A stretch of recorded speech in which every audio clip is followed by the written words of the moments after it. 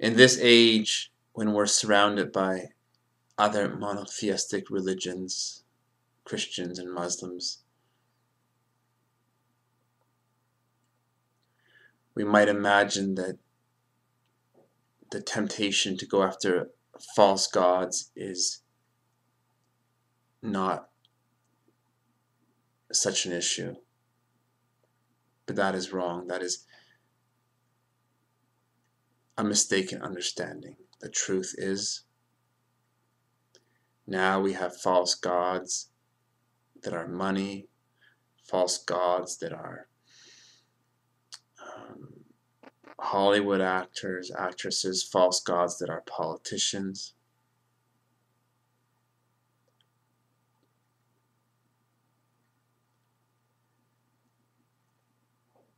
False gods that are ideas, that we can go on without God, that we can create some sort of life,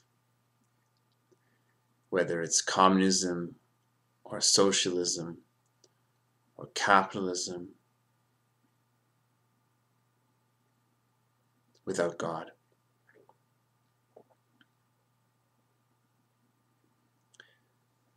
A false God is believing that we ourselves are independent, disconnected entities, separate from God, separate from nature.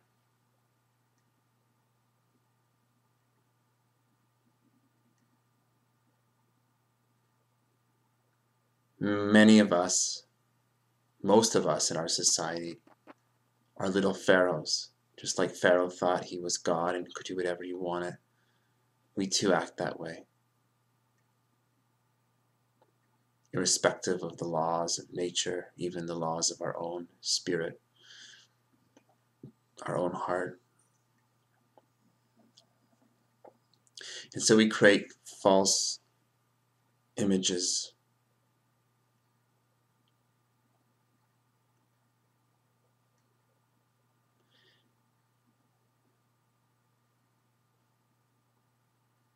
false ways of relating to the world, false identification.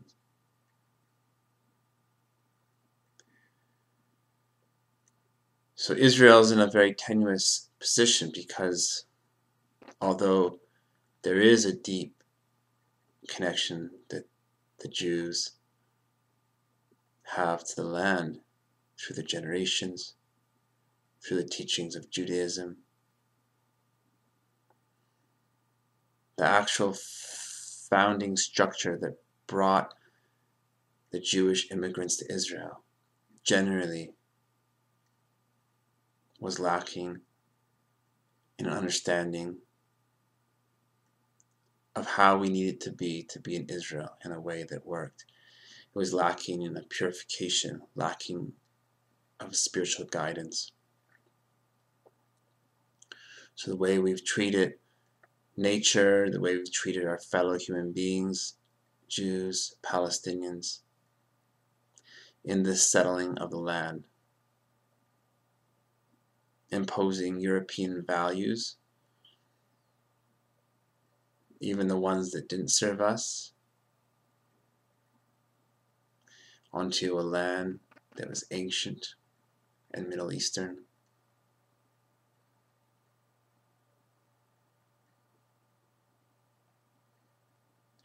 Doing things because we thought we needed to do them, and totally understandably, but not necessarily because or through God.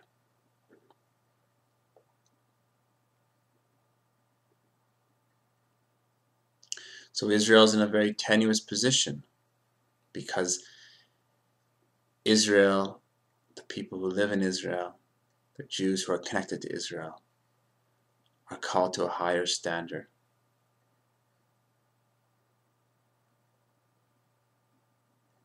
And if we are not acting as a holy nation, if we're not connected to this higher purpose, then the land does not support us being there. our claim, our right to the land is no more.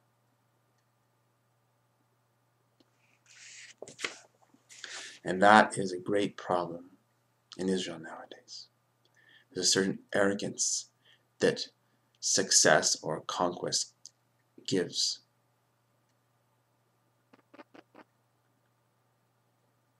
But we are not recognizing, although we feel it, we are not recognizant of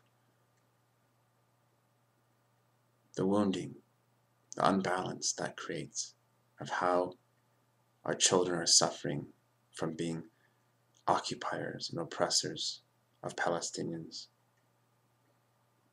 Our victory is not a real victory. The only real victory is victory over yourself, not over someone else.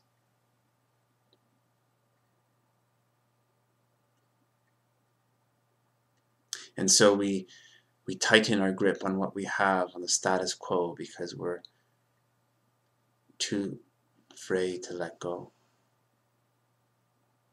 too afraid to surrender to God and find out what God's will is for us.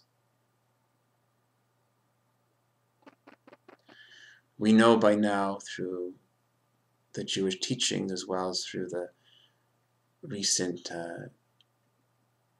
frontier of New Age thinking and science, that what we do to others affects us, that we are all connected. Therefore, we cannot build more walls and be harsh to the Palestinians in order to make ourselves feel good and safe. It doesn't work. It isn't working. There is an innate contradiction between building more walls and fences and living in harmony.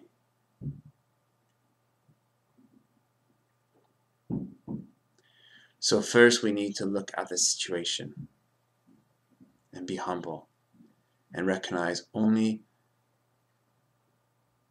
by the grace of God are we here. And if we can claim our right to Israel, it is only because we are a holy nation dedicated to serve. It's not to get comfortable and try to live an American standard of living and have a nice house and car. No. Truth is, Israel, Palestine is crowded land. There are many people who are only there out of expediency, not because they really want to be there. I would suggest, if America really wants to support Israel in peace, that it would open up its borders, Canada too, Europe too, to all the Jews who actually would prefer not being in Israel. All the Jews who want an American standard of living, who prefer being in LA and having a nice house and a car. I'm not faulting them. I'm just saying that to be in Israel, to be a holy nation, to be dedicated to a higher purpose, it has to be a choice. Likewise with the Palestinians. I would say invite them to be Americans if they want. Invite them to be Jordanians if they want. And the ones who want to stay in Israel, do so because they have a special connection to Israel, because they are dedicated to taking care of the land, dedicated to being a part of a holy nation. It's a great privilege, a great fortune for those who want it.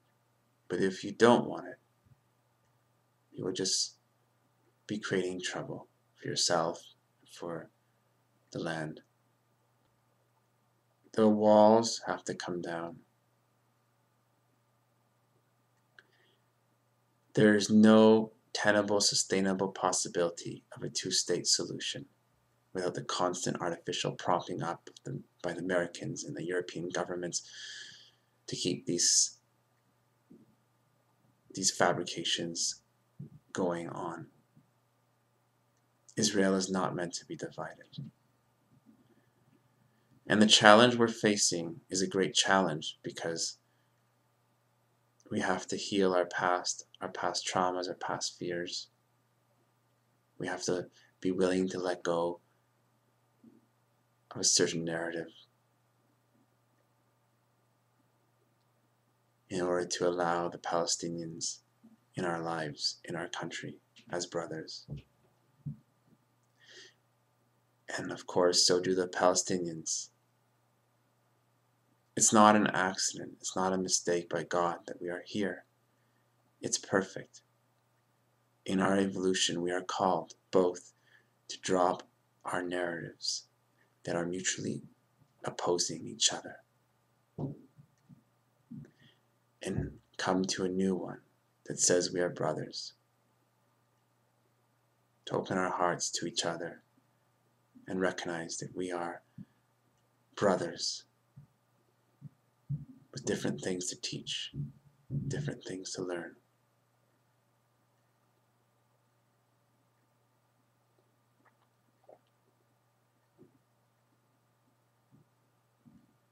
Circumstance, that is God, is asking us to do the hardest thing, which is to open our hearts further, which is to step beyond our shells, our ideas of who we are, who they are.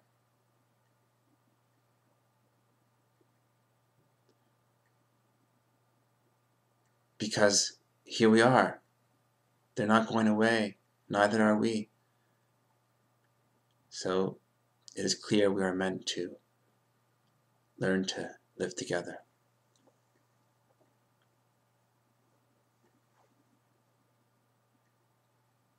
People might say that it is not realistic.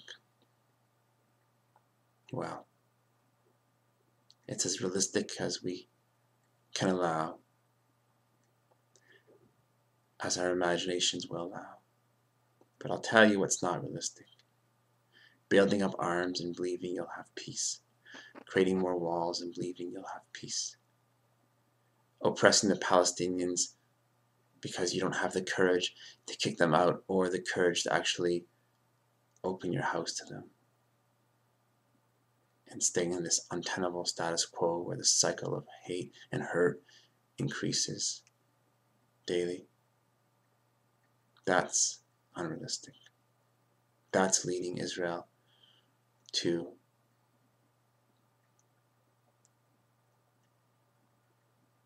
disaster. Israel has to show the Middle East, models peace, show it what it hasn't been able to find, how to let go of prejudice, how to let go of animosity and choose brotherhood. And yes, that takes immense courage. And yes, there are certain elements on both sides that will feel very threatened by that and purposefully sabotage any possibilities of peace. And there will be some killings, but the amount will be minuscule compared to what will happen if we don't take that route. If we take the route of building walls and arms and war. Because that's what it's coming to. So like any challenge in our lives, we need to ask, what does God want from us? What opportunity is being offered for us to step up to grow? And here in Israel, with the Palestinian issue, it is very clear we are being asked to choose love, over hate. We are being asked, how much do you really want peace? Do you want it enough to open your arms to the Palestinians as if they were your family, your brothers, your cousins, as if they had as much right as you to be here? Because they do, regardless of the narratives of who was there first and what one person did to the other so many generations ago. Right now, the Palestinian family has just as much right to a safe life, a good life, a life where they're provided for, a life where they're feeling respected and where they're able to be in a land that has been theirs as long as they can remember, which is long enough.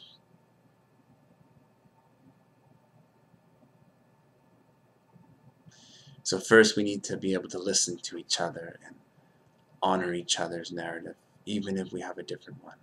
Because if we want to be heard, we have to listen. And that calls for being humble. That calls for courage. That calls for love. And only in that way will we be able to be a holy nation. Will we be able to connect with Hashem, with God.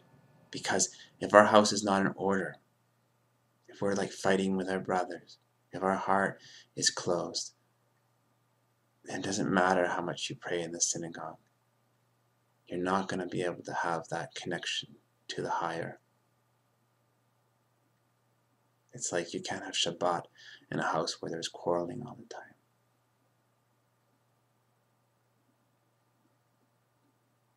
So when we, in our humbleness, in our courage, in our open-heartedness, in our choosing peace over all, reach out to the Palestinians, then Israel can really become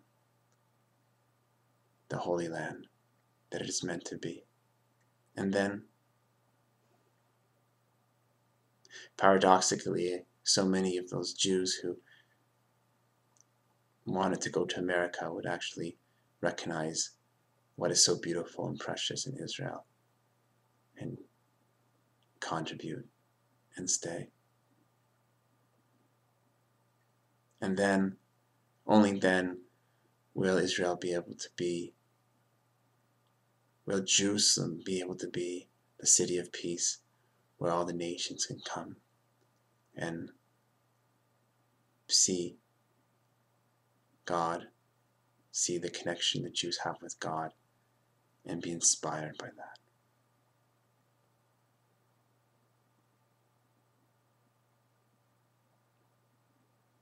And they'll say, wow, there were times when it really looked bad, but you had the courage, you had the love, you had the faith to choose peace, to choose to overcome your fear and your limited narrative, to reach out to the other.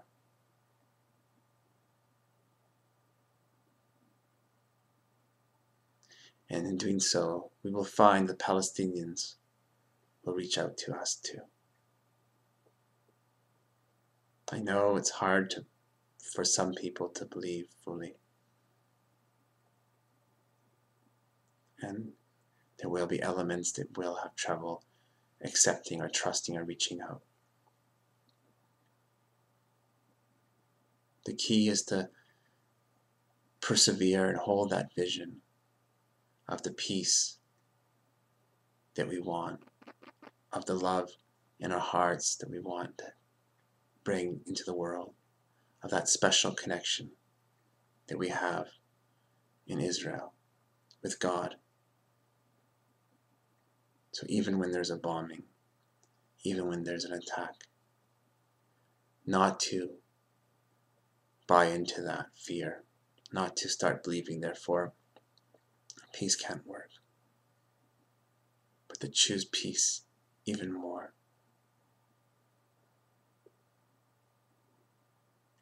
And the person who does who stays open-hearted even when there is closing all around, that person's the real hero.